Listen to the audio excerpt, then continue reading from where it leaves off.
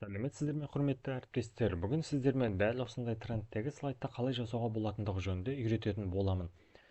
Өзіңіздің қалауыңызға сәйкес төрт бұрыш, шеңбер сынды түрлі фигураларда жасасаңыз болады.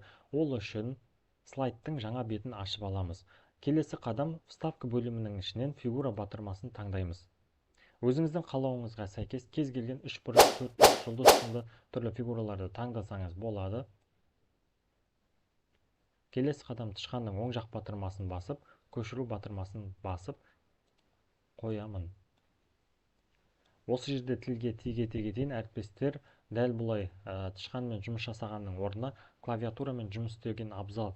Неге десеңіздер, бұл сіздердің компьютермен жұмыс жасау барысындағы өнімділіктеріңізді арттырады, уақыттарыңызды үнемдейді. Бұл деп отырғанымыз, мысалы, Ctrl-C батырмасын басып, Ctrl-V-ді басамын.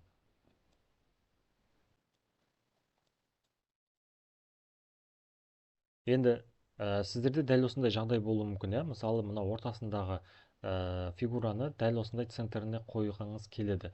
Ол үшін жұмысты қайтадан бастап қажет емес. Ctrl-A батырмасымен барлығын белгілеп алып, ортасына осылай қалауыңызша жылжытасыздар. Немесе екінші бір әдіс бар, ол тышқанның сол жақ батырмасын жібермей басып тұрып, барлығын дәл осылай белгілеп алсаңыздар болады. Келесі қадам, барлығын дәл осылай белгілеп алғаннан кейін формат бөлімінің ішінен группировать батырмасын басамыз.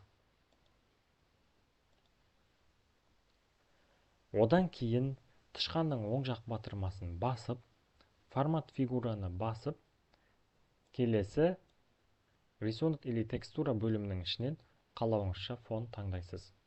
Жоқ, мен өзімнің суретімді қойғым келеді десеңіздер, файл бөлімінің ішінен өзіңіздің суретіңізді таңдайсыз.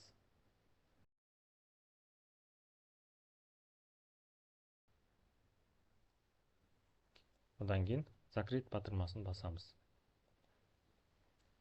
Міне әріптестер, бүгін сіздермен трендтегі видео жасауды үйрендік. Видео ұнаса каналыма тіркеліп лайк, комментарий қалдыра кетіңіздер. Барлықтарыңызға сәттілік тілеймін.